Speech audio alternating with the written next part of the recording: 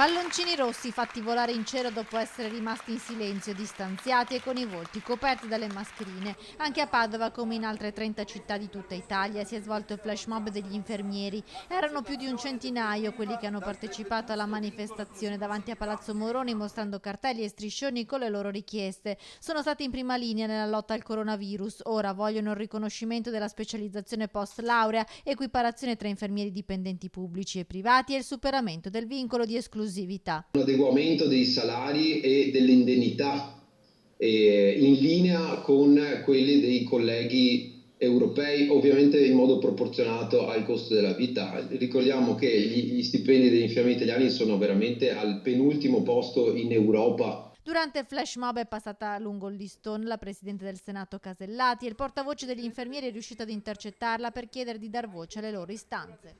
Senza di noi la sanità non esiste, Presidente, mi raccomando, porti la nostra parola in Senato, ci fidiamo di lei, Presidente.